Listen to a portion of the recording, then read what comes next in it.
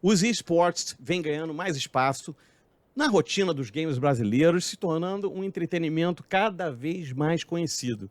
Os títulos mais populares pelos gamers brasileiros são o Counter-Strike, Go, o Fortnite, o Free Fire, Call of Duty e League of Legends, mas tem muitos outros. A gente tem um cara aqui que é do esportes, mas é de futebol. E a gente vai falar sobre isso.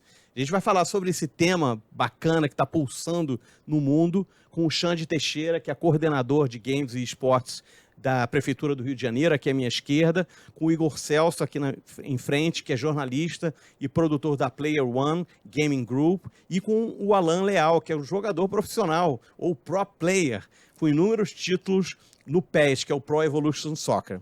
Eu queria começar com você, Igor, na verdade, com você, Xande, perguntando sobre o que é esportes para o nosso público entender, porque é game, é esporte, o que é esportes? Beto, Seja bem-vindo. Obrigado. Primeiro quero agradecer o convite, cumprimentar o Alan, o Igor também. É um prazer estar aqui conversando com vocês sobre esporte eletrônico, que é um tema que já está na minha vida já há 8 anos. Eu sou jornalista de formação, sou jornalista esportivo e cobri os clubes de futebol, Flamengo, Fluminense, Botafogo e Vasco, né? E num determinado momento eu trabalhava na Globo, à época fui convidado para trabalhar com esporte eletrônico.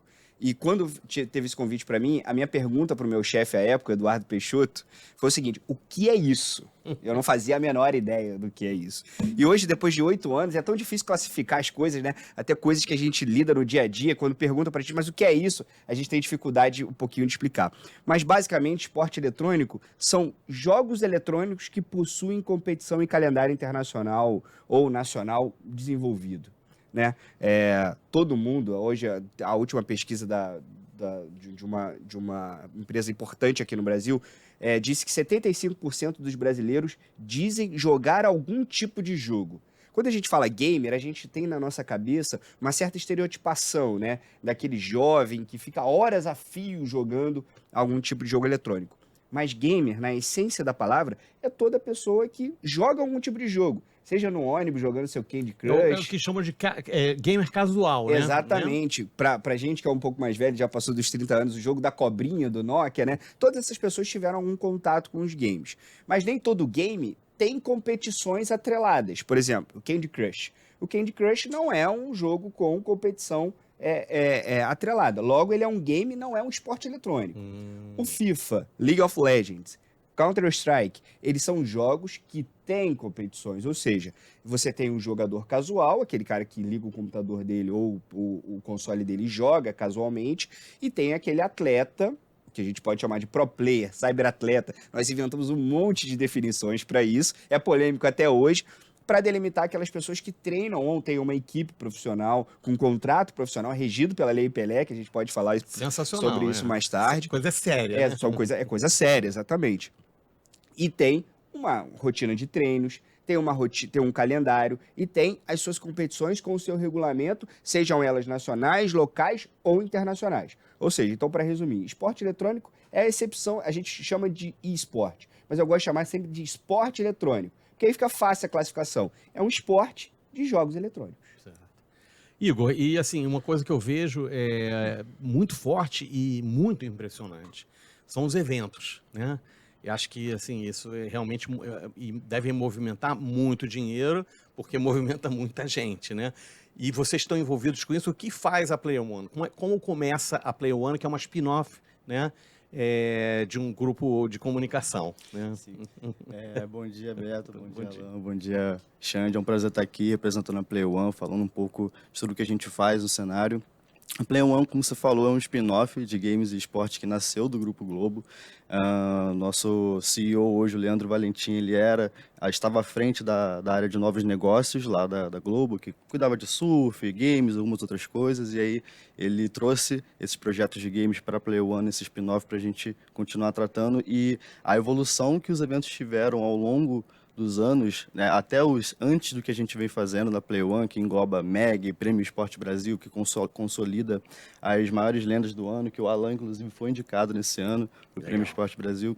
E essa evolução, o que a gente vive hoje de eventos e tudo que a gente faz é muito por conta de toda essa evolução que o próprio cenário mostrou ao longo dos últimos anos. A gente teve no ano passado o IAM Major Rio aqui de CS, que foi um sucesso CS, pessoal, absurdo. Counter-Strike, é um jogo de tiro em primeira pessoa, né? Isso, que isso. são a maioria, né? Ou não? Ou estou enganado? Que dos esportes eu vi assim uma predominância de FPS ou não? Ou não? League of Legends já é outra. MOBA e FPS, mas o Brasil Free Fire. o Brasil tem uma característica com o FPS, assim, é como se fosse o nosso futebol, assim, pro Entendi. esporte eletrônico. É verdade. É. E esses últimos eventos que vem acontecendo, né, a própria existência do prêmio, que foi um projeto que veio da Globo pra gente também, consolida a evolução do que esses esportes eletrônicos, a evolução que eles vêm tendo nos últimos anos.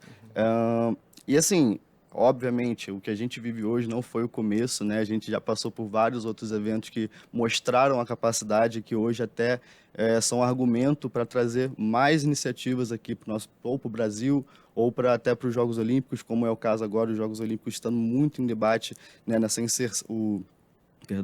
Os esportes estando muito em debate na inserção dos Jogos Olímpicos, tudo isso é consequência da evolução dos eventos, né, da presença do público, do engajamento, da interação, e isso evoluindo, os eventos evoluem. A Play One hoje, ela é o maior ecossistema de negócios do Brasil, com pontos de contato entre publishers, entre comunidades, entre influenciadores, entre jogadores profissionais também, e a gente cria esse ecossistema de oportunidade para pessoas que querem tanto entrar no mercado de esportes como pro players, como influenciadores, como talentos, ou também em outras áreas, né, de atuação.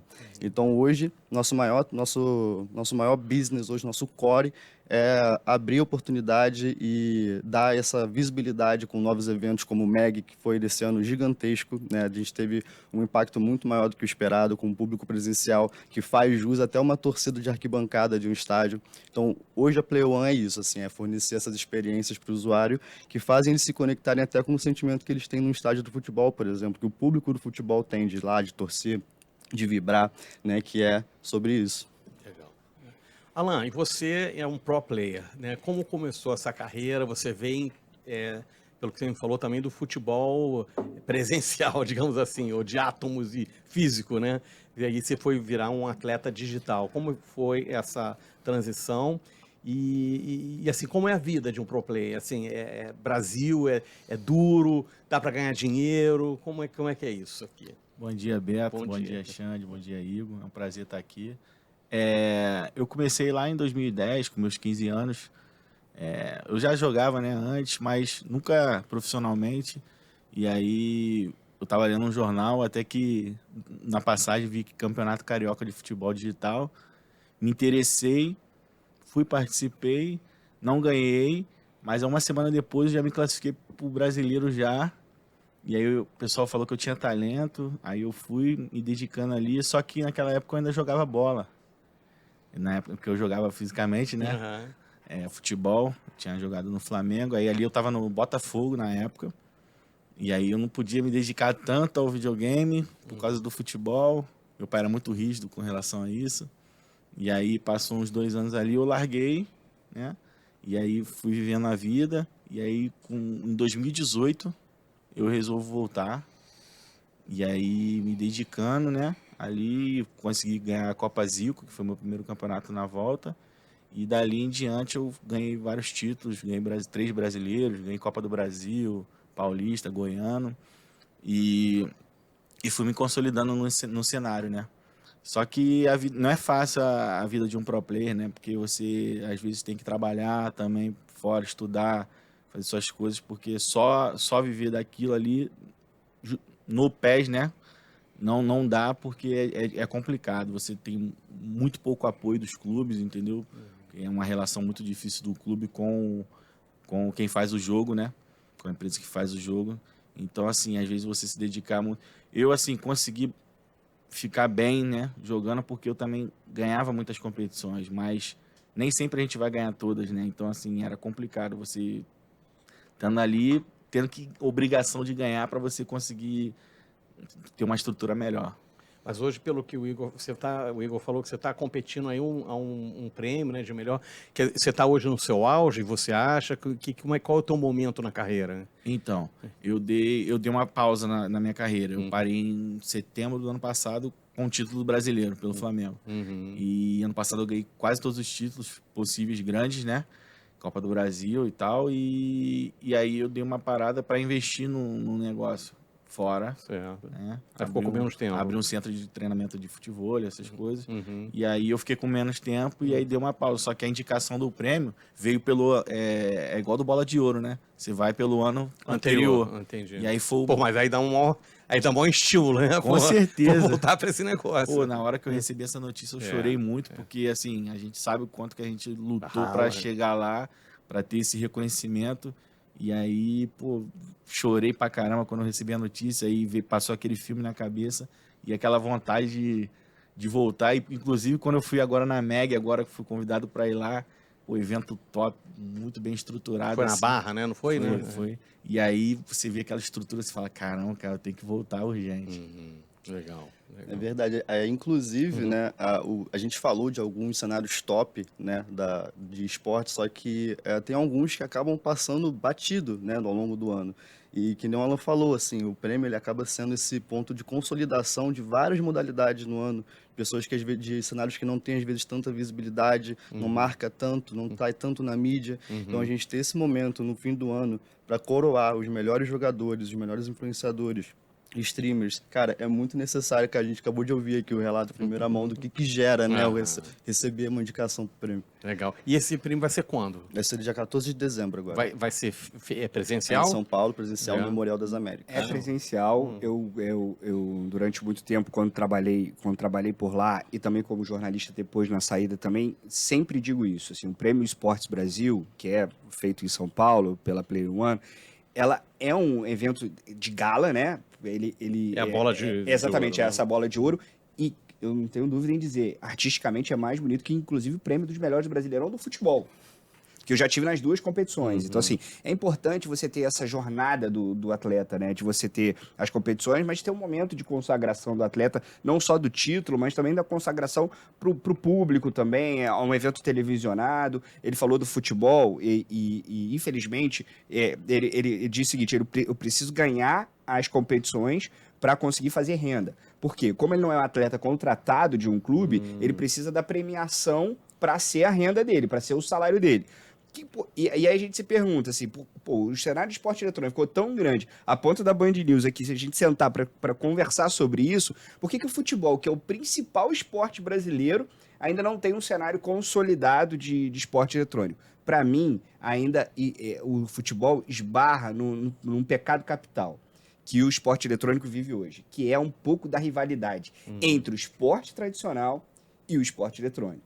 Os clubes que, obviamente, eu brinco isso, o Flamengo, Botafogo e Vasco, eles são clubes de regatas, né? Eles foram fundados originalmente por pessoas de regatas.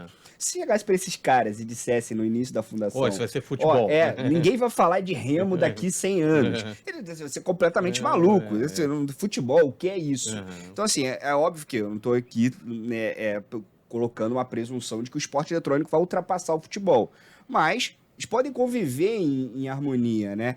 Você vê que, por exemplo, clubes da Premier League lá fora, o principal jogador de FIFA, que é o concorrente do PES, que é o PHzinho, foi campeão mundial de FIFA agora, ele é contratado do Ajax, da Holanda. Mas aí você se pergunta assim, por que o Flamengo, Fluminense, Vasco, não pegaram ele, Corinthians, Palmeiras, né? Tem uma briga de patrocínios entre o PES patrocina a CBF, é um terreno árido. Assim como qualquer outro negócio, como é o futebol também, tem as suas questões comerciais. Eu acho que é por isso que o futebol aqui no Brasil não se consolidou com essa força. Não faz o menor sentido. Não faz o menor sentido. O futebol não ser o esporte, assim, 10 vezes maior, mas 10 vezes Mas mais. Isso passa pelos clubes. Passa um pouco pelo letramento dos clubes. Sim. E como a gente fala, foi uma discussão durante muitos anos sobre a profissionalização da diretoria dos clubes brasileiros, né? Tinham aqueles diretores amadores e tudo mais, a gente ainda continua com grande parte dessas diretorias amadoras, que também tem um pensamento muito focado no futebol e sem olhar sem ter uma visão mais ampla. E do futuro, de inovação. Exatamente. Aí eu vou fazer minha homenagem a um grande amigo meu, que foi um dos inovadores do esporte no Flamengo. Perfeito. Daniel Orlean, tu é demais, cara. Fundador Bacana. do esporte eletrônico. Pô, é isso aí, tem que ter mais gente como o Daniel, né? E ele fez uma coisa que você falou inovadora duplamente. Porque é o seguinte, os clubes brasileiros, quando eles entraram no esporte eletrônico, porque tem aquele negócio, a corrida, tem cenários, como é, por exemplo, o caso das bets do Brasil hoje. Parece um Eldorado, né? Todo mundo vai correndo para aquele lugar. Tô falando das bets, mas isso vira e mexe... isso em toda a área da vida. O Bitcoin virou uma corrida pro Bitcoin. Bet vira uma corrida. Tem os Eldorados. Em um determinado momento, o esporte eletrônico foi esse Eldorado. Os clubes correram para isso. Corinthians teve e tem equipe de esporte eletrônico, mas o Flamengo fez uma coisa diferente e que para mim é genial. Na gestão do Bandeira de Melo, do Daniel Orlean, que era o vice-presidente de marketing, ele fundou o esporte eletrônico dentro do clube. Ou seja, na mesma forma que tem uma diretoria de esportes olímpicos, estava dentro da vice-presidência de marketing, ele fundou o esporte eletrônico. Por quê? Porque os outros clubes eles estavam fazendo o seguinte, eles licenciavam a marca. Diziam o seguinte, olha, a gente vai fundar o esporte eletrônico, mas não é a gente que vai tocar o dia a dia. E quando não é o clube que toca o dia a dia, outra coisa. não tem aquela responsabilidade com a imagem do clube. E a interação, né? A troca de Também. comunicação. Hoje, o próprio Flamengo é licenciado, porque depois da saída do Bandeira de Melo, a atual diretoria do Flamengo entendeu que aquilo não precisava dar mais dentro da estrutura. Eu penso diferente, que os clubes deveriam ter isso dentro da estrutura, dada a importância do tema. Certo. E, Xande, então vamos falar um pouco sobre essa também, que é uma coisa muito inovadora. Sim. Da parte da prefeitura. O Eduardo Paes realmente é um cara ligado em tecnologia, basta ver o número de eventos de inovação, Rio Innovation Week, Blockchain Festival, essas coisas. Como é que surgiu, então, essa área de esportes e game? Foi você que foi lá e bateu na porta?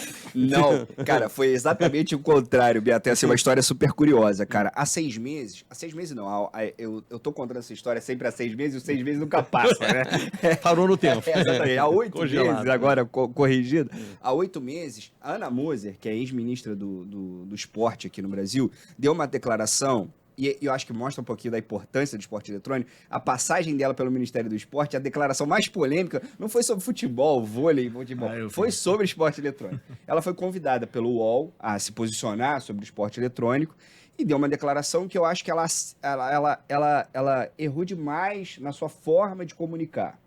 Que é o seguinte, ela disse que não considerava esporte, o que eu acho ruim, porque a visão pessoal da ministra não pode se configurar na visão institucional do Ministério do Esporte, né? Porque senão, gente, aí é um cargo institucional. Aí, por exemplo, hoje nós temos o ministro André Fufuca, que é favorável ao esporte eletrônico. Então, assim, o que a gente precisa ter é uma linha previsível do tempo, e não mudando a opinião do Ministério de acordo com o que o ministro muda. Naquela época, ela deu uma declaração, e eu vou relembrar aqui, dizendo que o esporte eletrônico não era esporte, e que a Ivete Sangalo também se prepara para o show, e assim como o atleta, o Alan Leal, também se prepara.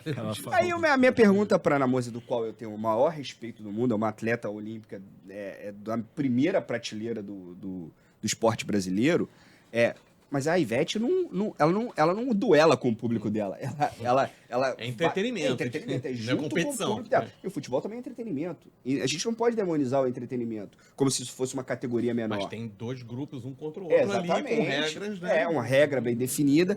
E naquele momento, o Rio de Janeiro já tinha recebido alguns eventos de grande porte de esporte eletrônico, como foi o Major de CSGO em 2022 aqui no Brasil, 2021, 22, perdão.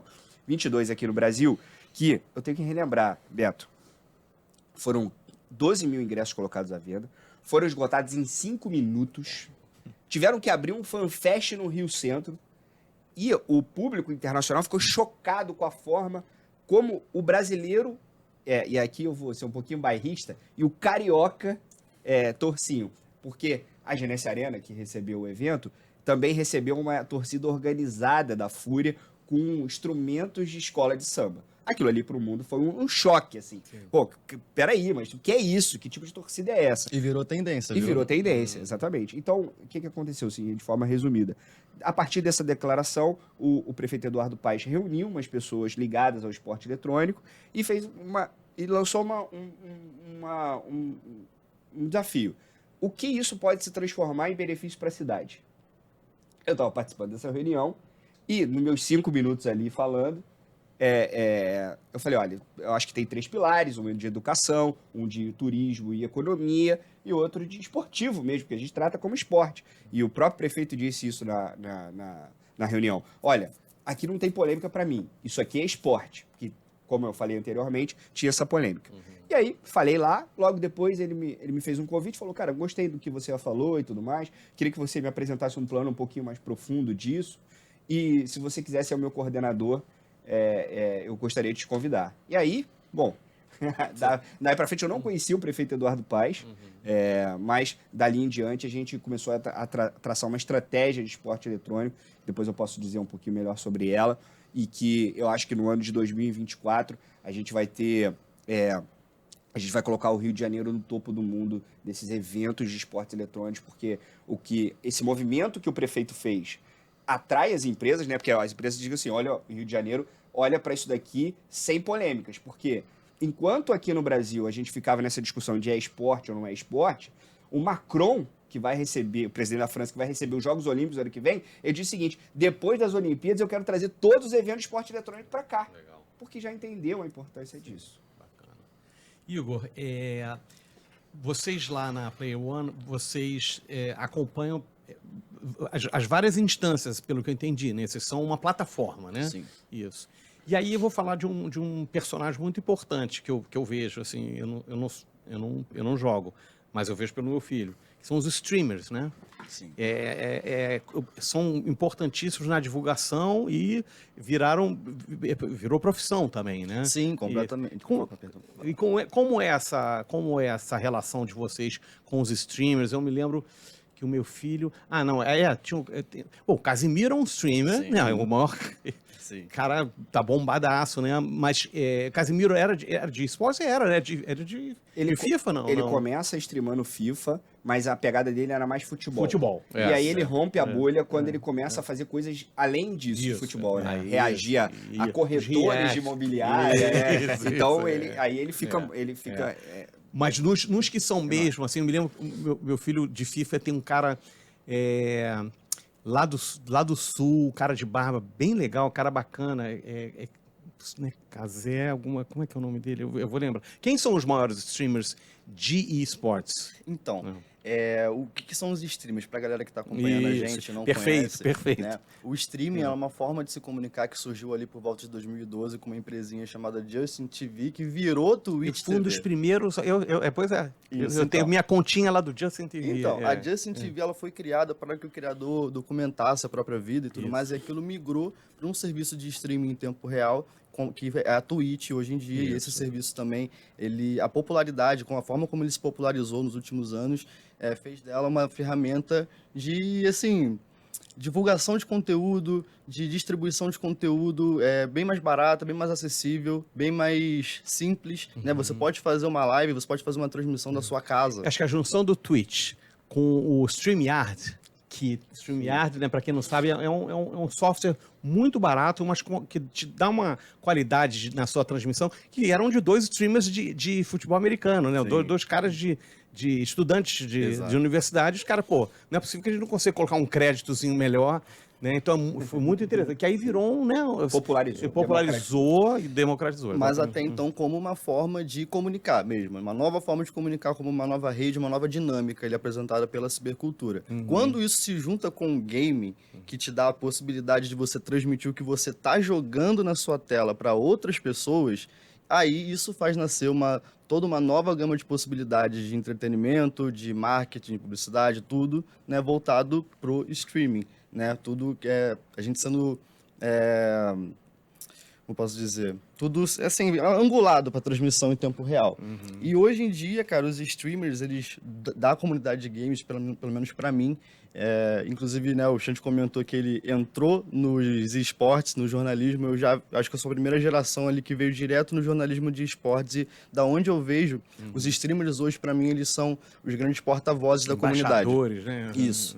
Não à toa a gente trabalha com vários influenciadores que são streamers e que têm relevância dentro dos seus próprios cenários, e são eles que nos ajudam a fazer essa filtragem, né, do que a comunidade quer, de como a gente pode oferecer uma experiência específica, válida, enriquecedora para o usuário, né, nos moldes da própria comunidade, porque às vezes quando a gente trabalha com várias modalidades ao mesmo tempo, que a gente faz eventos como o MEG, que são multiplataforma, tem várias modalidades juntas, a gente precisa ter pessoas que entendam daquilo ali. Então a gente usa hoje os streamers para narrar, né? Para narrar também. Exato, isso? narrar também, para, enfim, estar fazendo essa ponte dos nossos eventos, do que a gente quer passar para a comunidade e também nos ajudando a entender quais são as necessidades deles. Então hoje, lá no eFootball, a gente tem o Mito Abdala, a gente tem o Afonso, a F Gameplays, a gente tem a Sá, do Sá Analisa, que faz até vários programas com a gente, e muito do nosso business hoje é manter essas comunidades aquecidas também, esses influenciadores em pauta, visíveis também, para poder prestar esse apoio a todas essas modalidades que, enfim, estão ali de alguma forma competindo entre si, né? Mas, assim, hoje eu vejo os streamers como os grandes porta-vozes, assim, da comunidade. E são os que têm os maiores salários. Né? Maiores do que os próprios jogadores. Pois é, porque se você vê, por exemplo, o Nobru, que é o maior jogador de Free Fire da história do Brasil, Free Fire é um jogo de FPS para celular também, hiper popular no Brasil. O Nobru hoje, eu preciso olhar todo dia, porque o número que eu dou ontem não vale para hoje. Verdade. Ele tem 15 milhões de seguidores no Instagram. Mais do que o Gabigol. Caraca. Tô falando do Gabriel Barbosa, duas vezes campeão Libertadores pelo Flamengo. É claro, ele tá no habitat natural dele, que é as mídias sociais. Sim, mas... Ele foi eleito o melhor jogador de Free Fire em 2021 do mundo, quando ele ganha o título mundial pelo Corinthians. Na época tava... Aqui no Brasil. Aqui no Brasil, na Arena Carioca, mais um evento que o Rio de Janeiro sediou. 1 milhão de espectadores em língua portuguesa no Brasil. 1 milhão de espectadores. Ele abandona a vida profissional para virar um streamer. Porque lá ele tá uma ligação com as marcas muito forte. Então, assim, é claro, eu sempre faço esse paralelo para não vender um sonho como se todo mundo fosse enriquecer. Sim. Assim como qualquer outra área da vida, é aquele 1% que vai chegar no estrelato e tudo mais. É claro que todo mundo entra numa profissão mirando 1%, né? Mas para não... eu sempre gosto de colocar isso para não parecer que, cara, é só ligar uma câmera no meu quarto e acabou, né? Não é, mas... E complementando o que ele disse, a Twitch é um produto da Amazon, que é a maior empresa do capitalismo moderno mundo. Foi comprada. Foi comprada, exatamente. Para você ver como as empresas, exatamente. De olho. Hoje, todas as grandes empresas chinesas, a Shopee tem o braço de games dela que é da Tencent e do League of Legends. O AliExpress também tem, que também do Free Fire.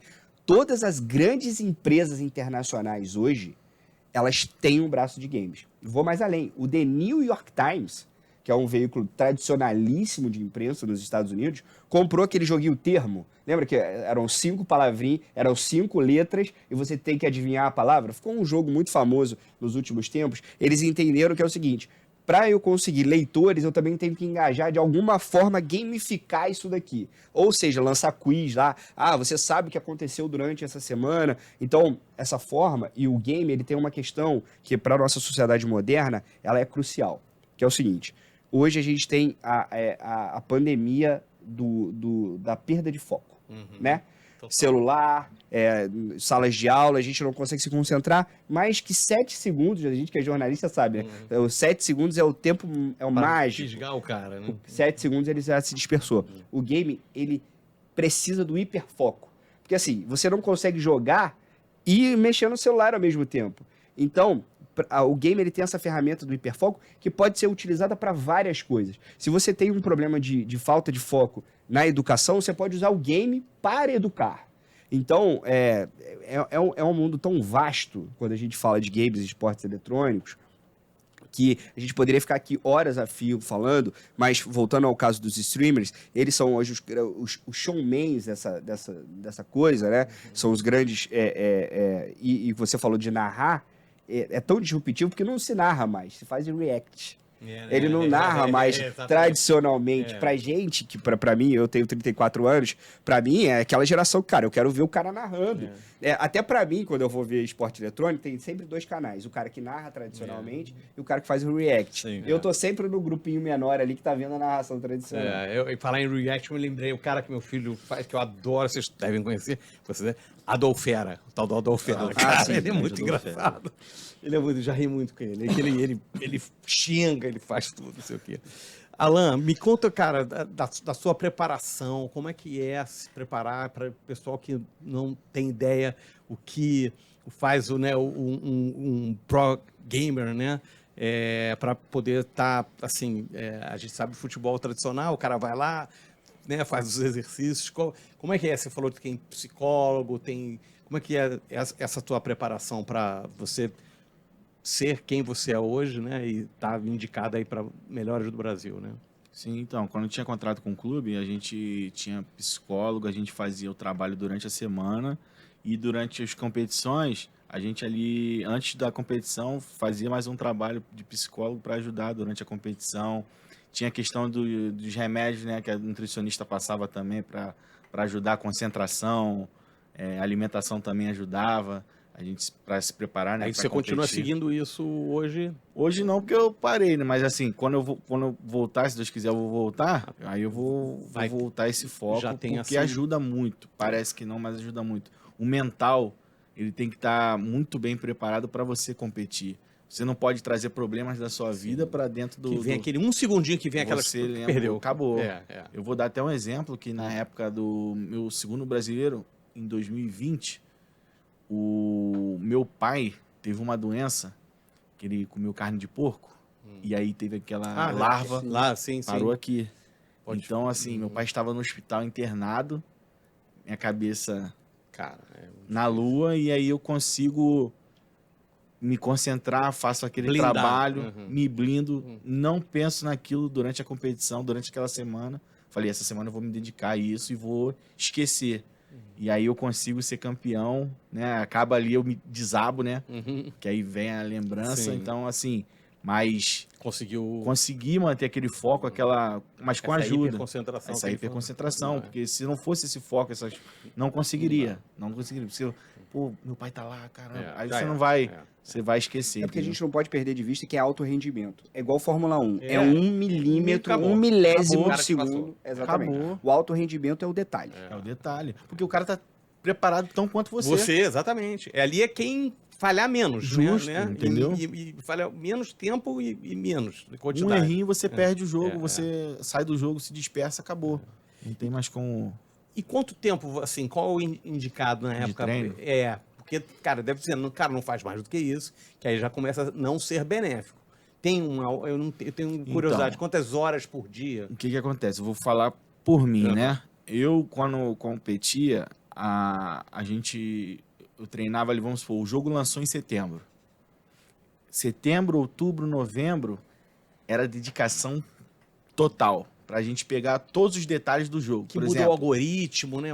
muda tudo. Tudo, né? É como Aí, se por fosse exemplo, um jogo novo. isso. É. Aí você vai lá, você aprende como é que chuta, qual chute vai melhor, o Isso. cruzado ou no canto do goleiro, o escanteio, qual que tá funcionando mais. Então você fica 2, 3 meses ali a full mesmo para você aprender tudo que você precisa aprender. Então nesse período aí é de 6 a 8 horas que eu ficava por dia jogando. Mas na época que você estava no clube, sei lá, a psicóloga, alguém falava, olha, tem um limite, qual é o limite? Chegavam a falar para você, o cara não passa desse limite? Ou Não, ela falava que aí, tipo, tinha que dormir para você poder voltar e ter uma concentração maior, uma alimentaçãozinha ali na hora, porque antigamente Era eu pegava diretaço. direto e ia Não, embora. vira e mexe, tem um coreano, um japonês que morre. O cara esquece de comer, o cara Pô, você vai morre. embora. Inacreditável, né? Entendeu? É porque é muito imersivo aquilo. E aí, Né? quando você você passa esse período, quando eu passava desse período, aí chegava no momento que eu já estava pronto ali, já tinha entendido o jogo, aí eu treinava 2 horinhas por dia. Às vezes não precisava aquele, né? Aí só quando tinha uma competição, aí Atualização também, tinha que pegar isso, coisa aí você, nova. umas 2 semaninhas ali, próximo, você já dava um start maior para poder competir, entendeu? Entendi. E Xande, me fala sobre essa Arena Esportes que vai ser inaugurada em janeiro. Sim. Qual é Tá o todo mundo objetivo? curioso pra saber. Isso aí, isso aí. Bom, cara, a gente identificou que a gente precisava ter um aparelho de games público, né? Porque todas as vezes que a gente lida com games e esportes eletrônicos, a gente não pode perder de vista, Beto, que a gente está lidando com algo elitista, né? para você jogar minimamente um esporte eletrônico hoje, um jogo que tem característica de esporte eletrônico, por exemplo, Free Fire, você precisa ter um smartphone com internet banda larga. Se você for jogar um League of Legends, você vai ter que ter um computador. O League of Legends, ele aceita computadores de uma qualidade um pouquinho inferior. Mas se você for jogar jogos que demandam máquinas... Cara, chegam máquinas que custar 15... Você tem que ter um console, né? Você tem que ter um console. Hoje em dia até tá tranquilo de jogar, mas o FIFA, por outro lado... PlayStation 5 tá custando uns R$5 mil hoje, né? Então, assim... Isso claramente não faz parte da rotina de grande parte da população brasileira. Então, o que a gente entende dentro dos pilares que eu falei para você anteriormente, que era atrair eventos, de alguma forma conectar com a educação, de gamificar a educação, de levar isso não só como diversão, mas também para uma possibilidade de uma profissão futura, né? De você ser um desenvolvedor de jogos e tudo mais. Depois eu posso entrar nesse ponto. O Brasil é o 12º maior consumidor de games no mundo. Vamos falar sobre isso. Mas a gente fica só com 0,5% da renda mundial disso. A gente consome, mas não produz. Exatamente. E a ideia da Arena é para a gente democratizar, né? Para a gente ter ali um espaço em que toda a população possa reunir o seu time, que possa promover o seu campeonato local.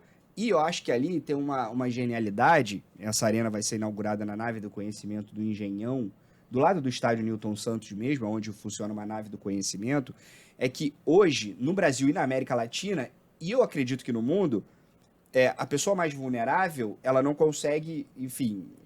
ela pode ver os colegas ali falando sobre os jogos e tudo mais, mas que mundo é esse que eu não estou inserido? E mais, o jovem mais abastado ou a pessoa mais rica do Rio de Janeiro também não tem uma arena pública para competir com seus amigos e tudo mais. É claro que ele, obviamente, com o dinheiro você pode montar uma dessas dentro de casa, mas é óbvio que você vai gastar muito dinheiro. Então, você tem esse local de democratizar isso. E mais do que isso, Beto, o futebol, para mim, era uma diversão. Eu queria ser jogador profissional. Não tinha condição para isso. Me transformei num jornalista porque, de alguma maneira, queria estar ligado a esse tema. Então, assim, o que começa como uma diversão pode se transformar no propósito de vida da pessoa depois. E mais, os games também promovem letramento digital. Com certeza. Promovem um início de um contato com uma língua estrangeira, porque, novamente... Perfeito. O inglês do meu filho...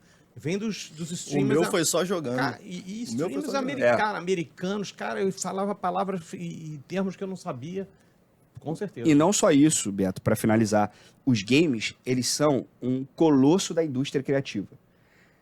A indústria criativa, para quem não conhece, é o que a gente produz com criatividade, né? Que é um novo modelo da economia, né? As principais empresas hoje, elas não fabricam produtos físicos. Elas produtificam criatividade. Netflix, você não pega o filme na mão, você assiste. Um game também não. Então, assim, a economia do futuro é a economia criativa. E o game não é só o atleta que está ali na frente. Para aquele computador estar funcionando... Tem um técnico de TI trabalhando ali, tem um administrador do local, tem um narrador que está ali, tem um jornalista que está cobrindo aquele evento. Tem um advogado que está cuidando da parte dele. Tem um advogado, e a metáfora que eu gosto de usar, Beto, é o seguinte, jornalista ouvi isso uma vez, e se o Pelé não tivesse sido apresentado a bola, o que teria sido da vida dele? É claro que ele poderia ter sido, sei lá, um engenheiro de primeira grandeza, mas é difícil que a gente acredite que ele teria um talento maior do que ele teve para o futebol. E o que a gente quer com uma arena dessa é apresentar mais uma bola. Né? Que num primeiro momento pode fisgar o jovem pelo entretenimento, pela diversão, mas que depois pode virar um propósito de vida. Então, vai ser uma arena pública para 100 pessoas, para capacidade para 100 pessoas, com um estúdio ali, um estúdio para transmitir os jogos, com um estúdio de podcast para também ter discussões não só de games, mas também de tecnologia, de outras coisas afins, disponível à população, para que eles possam, é claro, dentro de um calendário pré-estabelecido, a gente vai promover isso e também ajudar a promover competições locais. Por que não o Campeonato Carioca de PES? Por que não o Campeonato Carioca de League of Legends? Então, eu acho que essa arena, que é disruptiva, é a primeira no Brasil e na América Latina, tem esse papel fundamental. E a gente não pode demonizar o entretenimento. Não pode demonizar a diversão, porque o Estado também é promotor de lazer. A questão do acesso é muito importante, porque eu venho de Belford Roxo, sou de lá, e até né, já há bastante tempo atrás, você tem uma criancinha com um celularzinho ali na mão, você vê ela jogando Free Fire, você vê ela gritando para outra, ei, ó, te passei aqui no ranking, que não sei o que, você já tem esse teor, né, de competição dentro da população no geral. Só que, como ele falou, a gente não tem o acesso. E essa questão de a gente ter uma arena, tanto para poder promover torneios que dão esse acesso, a comunidade promover os próprios torneios, também enriquece o ecossistema e expõe também. A gente vê, cara, e a gente nota em cada evento que a gente faz como que o pessoal gosta. Mesmo quem não é dos esportes, mesmo quem não é jogador, quem não é gamer, se esbarra numa iniciativa de games, vê a alegria ali, a criança fica animada, que não sei o quê. Então, trazer esse acesso para não só para a galera aqui do Rio, né, mas destrinchar para o estado, né, isso é fundamental para a gente ver, porque quando a gente vê uma competição internacional, um time brasileiro jogando numa competição internacional mundial, o maior impacto, o maior engajamento, a maior interação que a gente vê saindo disso é quando tem brasileiros inseridos, né, nessa realidade. Então, a gente dá acesso para ter cada vez mais times. E assim, cara, eu vi no MEG acontecendo uma coisa muito legal, que foi um time sem organização, sem nenhum tipo de organização ali por trás, né, estruturando. Os caras chegaram na final e fizeram uma final de Valorant, que também é um FPS em primeira pessoa, mais da Riot Games, contra a Fúria. E isso foi muito gigante, porque a gente viu o talento puro, né, chegando a bater de frente também com toda essa estrutura. Então, o que seria o talento daqueles rapazes ali aproveitado como... Não, é legal que, assim, me lembro, me veio essa comparação, teve uma época na Fórmula 1 que, cara, as equipes mais pobres não tinham chance de nada, né? E isso é legal, porque equilibra, né? Você vê que uma equipe sem estrutura conseguiu lá estar pau a pau com uma super, né? Essa Fúria aí que eu não sei de frente, Foi de frente. Foi o terceiro round, né? A Fúria é uma das maiores equipes de esportes do Brasil, uma das maiores do mundo. E tem uma outra característica, Beto, do esporte eletrônico, que ela não tem gênero. Isso eu ia perguntar também. Homens e mulheres como podem é que é jogar a divisão, e como vocês lá, né, na Player One,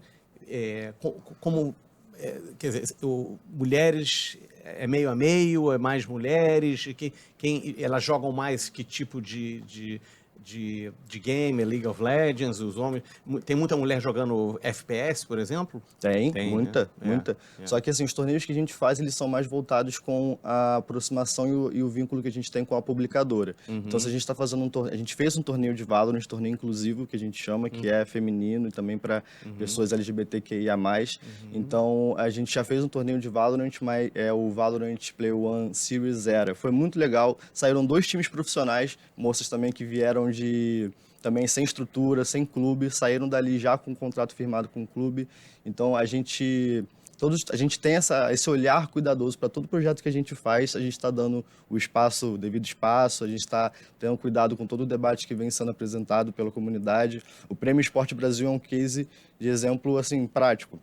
A gente vem abrindo novas modalidades femininas a cada ano, né, e mesmo quando Qual é o game mais que as mulheres, né, meninas mais... Eu acho que o que o Brasil tem peso mais é o CS hoje, né, cara? CS, Sim, por uma característica, eu também creio que seja o CS, porque o Brasil, o Brasil é bicampeão mundial de CSGO, agora tá virando o CS2. Então, assim, como ele falou, o primeiro esporte do brasileiro é o futebol. O segundo é sempre o que está vencendo. A gente foi o país do vôlei, a gente foi o país do tênis com o Guga, a gente foi o país da Fórmula 1 com a Ayrton Senna, o surf com o Gabriel Medina e o Mineiro. Então, sim, mas a gente repete, o game ele é um microcosmo, né? Então a gente repete os problemas da sociedade dentro dos games. Então, assim, também há uma dificuldade de inserção de mulheres, justamente porque há um ambiente machista ali que exclui a mulher, né? Eu já li reportagem sobre isso. Há até uma iniciativa aqui no Brasil do My Game, My Name, que é genial, que ele convida homens a jogarem os jogos, mas com nomes de mulheres. Porque como você não tá vendo quem tá jogando, você olha pelo nome. Isso aqui me parece ser uma mulher. E pelo simples fato de ser uma mulher, já tem ali um discurso de ódio, um despejo de ódio e tudo mais. Então, para as meninas, para as mulheres, é ainda um terreno que elas precisam brigar para estarem presentes. Embora o esporte eletrônico não tenha gênero, nenhuma competição de esporte eletrônico é masculina, ela é feminina exclusivamente por uma questão de incentivo. Exato. Então, assim, como as mulheres não conseguem um espaço dentro das competições tradicionais, eles desenvolvem competições exclusivamente femininas para ajudar no fomento. Mas os campeonatos principais, eles não têm gênero. É aberto. Ele é aberto. São vistos. E hoje a gente já tem a brasileira campeã mundial de FIFA, a Cecília. A Cecília. A gente tem a Monique Bisoni, no PES. do PES, que estava no Pan-Americano. O Pan-Americano agora, de esportes tradicionais, teve uma competição paralela com o esporte eletrônico. Foi o Henriquinho, parceiro do Alan no PES, e a Monique Bisoni, que também joga PES. Então, assim, a Foi gente ouro, já... inclusive. Oi? Ela foi ouro, inclusive. Ela foi ouro, Foi e ouro, o ele foi prata. Henrique foi prata. Foi prata. Então, assim, a gente começa agora a ver um florescimento Que legal. da participação feminina no esporte eletrônico. Maravilha. É verdade. Nosso tempo... Fala, você ia falar, não. A gente está com o tempo quase acabando. Eu queria, então, que o Alan desse uma dica para o pessoal que está interessado, que quer começar a jogar. O que você diria para alguém que curte, que joga o PES, que joga o FIFA? Quais são as etapas aí para a pessoa poder ver se ela tem talento para isso, se ela leva jeito? O que você Então, a dica que você eu daria? indico ela participar dos campeonatos. Tem muitos campeonatos online hoje em dia, né? Para você ver ali, tá participando sempre os grandes jogadores. Inclusive, por exemplo, a Meg deu essa oportunidade de jogadores de fora estarem participando junto com os pro players. Tem muitos campeonatos, tem o Brasileirão. Então, eles dão essa oportunidade para esses jogadores que não têm esse... Quer dizer, tem um espaço, tem um espaço para esses etapas jogadores. para não entrar lá e já cair já muito rápido e perder Exatamente. incentivo. Inclusive, procurem a Play One também. A Play One mesmo, por exemplo, ela costuma... Tem alguns campeonatos que ela faz que ela Pra já iniciantes. bota os pro players na fase da frente Entendi. e bota os outros pra virem pra jogando. seletiva mais, pra seletiva entendeu? mais, pra dar essa oportunidade. Que às vezes você Bacana. acaba descobrindo um talento ali, alguém que tá ali, né? Que pode ser um futuro pro player, né? Se já começar lá com os caras mais feras, vai desistir, Entendeu? né? Exatamente. E nos seus estados, tem as federações nos seus estados. Ó, legal. No Brasil, ela tem, no PES, né? Ela tem suas federações e tem esses campeonatos em cada estado, né? Que ela procurar a federação do seu estado e participar das competições, se dedicando também para poder virar um pro player, né?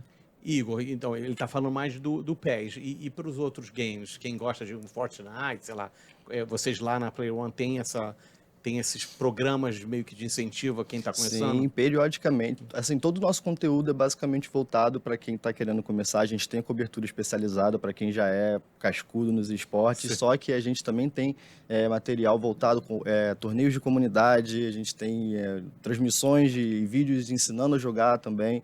Então, quem quiser aprender mais sobre games e esportes, pode colar lá nos canais da Play One, tanto Instagram, YouTube, Facebook, Twitter, tudo a gente está lá, né, marcando presença, falando sobre, né, e também ficar ligado nesses torneios que são abertos ao público, como o MEG, que eles vão te dar a oportunidade aí de começar a jogar e, de repente, encarar aí os teus ídolos dentro dos esportes. Legal. Pessoal, adorei o papo, vocês são muito feras.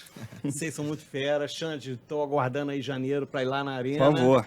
Muito legal essa Convidado iniciativa. Igor, obrigado aí pelo aulão também. Obrigado você. Pela Play One, um abraço pro Gustavo. Gustavo, obrigado aí por ter... Tricolor também, hein? Opa! Eu Tricolor sofro muito também. com isso, inclusive, seu Gustavo. Juntou esse pessoal maravilhoso. E, Alan, cara, boa sorte, parabéns. Obrigado, não desista, cara, muito não, você não obrigado. vai desistir. Mas, pô, que legal esse incentivo. Quero ver você lá, vou lá ver a live, né? Do prêmio, Quando né? é em dezembro? É dia Dezembro. 14 de dezembro no Memorial das Américas de São Paulo. Legal, quero te ver lá e vou dizer, pô, já Obrigado. entrevistei esse cara. Pessoal, até semana que vem. Esse é o Rio ETEC e a gente volta com mais temas ligados à tecnologia e inovação. Um abraço e até lá.